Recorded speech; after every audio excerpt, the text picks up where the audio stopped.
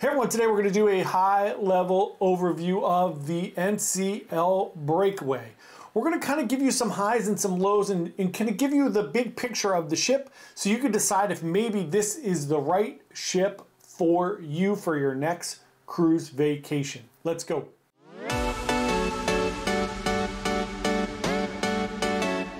Hey everyone, Johnny from Bite Size Cruises. Welcome back to the channel. Today we are going to be talking about the NCL Breakaway.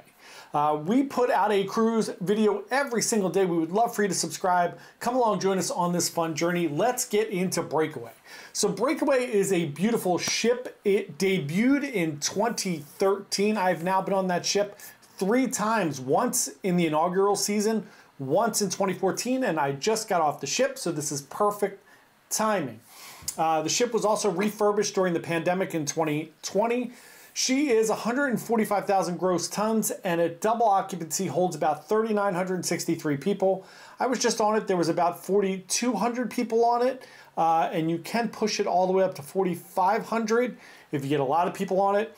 And there's about 1,500 crew on the ship currently, and the ship is about 1,000 feet long, 1,068 feet long. So let's talk about it a little bit. It has Starlink now for internet access. So if you're into Wi-Fi and need to communicate with home, the internet is actually pretty good on the ship now. Norwegian's still kind of getting their footing with Starlink, so it's not perfect, but it was very good. It does slow down a little bit in certain ports, but otherwise the Wi-Fi and internet are pretty good. There are 18 decks on this ship, and most of like the excitement takes place on 6, 7, and 8, or 15, 16, 17, and 18. All of the other decks are either crew decks, in the case of like deck 1, 2, 3, and 4, and 5 a little bit, and or decks for passengers, which are basically anywhere from 9, 10, 11, 12, 13, 14, and so on. So let's talk about where you get on and off the ship. You're going to embark and disembark on deck 7. Generally, you're going to come in right next to Oceans on deck 7, and then that's pretty much where you're going to leave as well, although you will wind all the way around the ship, and they kind of have a unique route for that. Let's talk about deck 6 first. Deck 6 is the home of the Spiegel tent. This used to be like a Cirque show. Now they do like a little dinner theater-ish events in there. Taste and Savor, your 2 main dining rooms right across from each other, are on deck 6 as well, towards the back of the ship. In between those is the mix bar. Also on deck 6, a little closer to the front, you're gonna have guest services, shore excursions, all of those little utilitarian desks there. The internet cafe is there.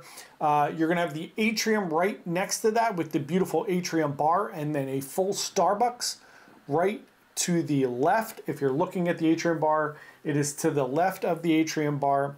And then you're gonna have the art gallery in the middle along with 6, 7, 8 place, which is the little chandelier that you look up from on deck 6.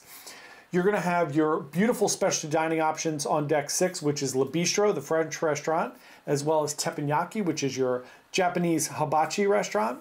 And then rounding out deck 6, you're gonna have Headliners Comedy Club, where they do Howl at the Moon and obviously have comedy shows. So next up, let's talk about deck 7, where you actually get on and off the ship. This is where your theater is gonna reside in the front of the ship. The casino is gonna be in the middle of the ship, right where that 6, 7, 8 place is. You're gonna have Oceans, which is in front of the casino before you get to the theater.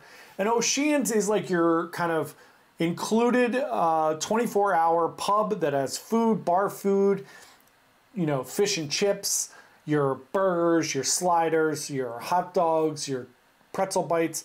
Again, open 24 hours just about. They close for a little change in shifts a couple times a day, but only for about 20 minutes or so. And Oceans has a little arcade in the back, has a little pool table, the little shooting basketball, some darts, which is really fun as well. Now, as you head towards the back of deck 7, you're gonna have the Bliss Ultra Lounge, which is kind of the nightclub on board. You're gonna have Shanghai's Noodle Bar, which is also an included option. You do not have to pay extra for it. It does get very crowded, and it is very small, probably seats about 50 people.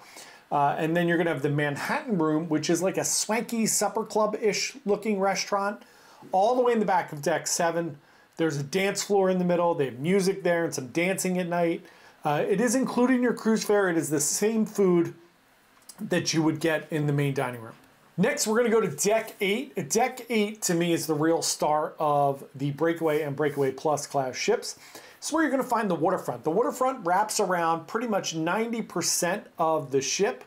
It goes all the way around the back. It just doesn't go all the way around the front. It stops like almost at the front of the ship. So it's beautiful there. This is where you're going to find plenty of spots to like hang out, chill, super comfy seating. It's kind of like a boardwalk of sorts. There are 2 bars. You're going to have the Sid Norman's Poorhouse outside version of the bar. You're also going to have the Shaker's Martini bar, the outside version of that bar, one on either side of the ship there. You are going to have outdoor seating for all of the restaurants, which we're going to talk about in just a few minutes here. You're going to have a walk-up gelato stand as well as a walk-up and takeaway raw bar. If you want to get some oysters, some shrimp, anything like that. Inside on Deck 8, you're going to have specialty dining favorites, La Cucina, which is your Italian restaurant, Ocean Blue, seafood, Wasabi Sushi, the raw bar. This is the inside version of the raw bar. You're going to have Cagney's, which is the steakhouse, and Moderno, which is the Brazilian churrascaria, which are in the back of the ship that overlook the supper club, which is the Manhattan room. And then also located on Deck 8, you're going to have 2 really fun bars. Obviously, we talked about the Shaker's Martini bar. You're going to have the Malting's Whiskey bar as well, where they have like a cigar lounge and a humidor as well. And then you're going to have all your shops on Deck 8, your little sundries where you can buy stuff, your swag stores, your photo gallery, those type of things. And then last but not least, you're going to have Sid Norman's Poorhouse, a venue that I love. It's very small and intimate. They do a Fleetwood Mac rumor show there. They also do some live music and some singing a few other nights. They have a prom show in there that's really fun and a rock show as well. Great, great venue. Next up, let's jump all the way up to Deck 15 as we're highlighting the like entertainment and fun spaces. Deck 15 is going to be your main pool deck. You're going to have 2 pools, kind of one in the middle. You're going to have one towards the back of the ship. On Deck 15 as well, you're going to have a bunch of like pool bars, obviously. You're also going to have your garden cafe, which is the buffet on the Norwegian Breakaway. And you're going to have the beautiful Mandara Spa with its amazing thermal suite. And then you're going to have the Pulse Fitness Center as well. We pop up to Deck 16, just the upper pool deck there, right? So you're going to have all your loungers out there. You're going to have another included food option that is open for lunch, which is the American Diner. Very traditional, like Johnny Rockets-ish kind of food. You're going to have nachos, burgers, sliders, similar to Ocean's, a little less polished, a little more just like hanging out by the pool vibe. The water slides are accessible from Deck 16 as well. And then my favorite spot on Deck 16 is Spice H2O. At the very back of the ship, this is adults only kind of hangout lounger area during the day. There is a bar there. There's a waterfall there. In the bar, there's also a smoking section on your left-hand side. And they do like all the theme parties there at night. Kids are allowed up there at night for the theme parties. It's a really, really cool spot. Then we go, the only other things on Deck 16 are the teen and kids clubs and the arcade, the big arcade. Then Decks 17 and 18 are going to be reserved for the ropes course, the sports court, extra sunbathing space, and then one thing that a lot of people love is the Vibe Beach Club. This is an adults-only kind of sun deck.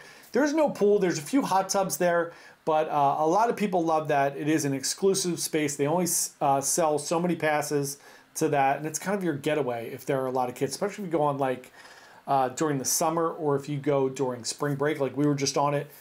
You do see a lot of kids. So it's a nice, quiet, peaceful area for adults to hang out. One other thing I like to highlight on all of these Norwegian ships is the very front of the ship. On the upper decks, you're going to have the Haven. The Haven is the suite area, which is the ship within a ship section for Norwegian. This is where you have your own pool deck, your own indoor pool there. You have sun deck. You have your own restaurant up there. It's a beautiful, beautiful space. You have your own lounge, cocktail lounge there. It's great. If you've never experienced the Haven, take a little tour and check it out. It is amazing. That is your high-level overview of the NCL Breakaway. If you have any questions, please feel free to comment below. Let me know. Once again, thanks so much. We would love for you to like and subscribe to our channel.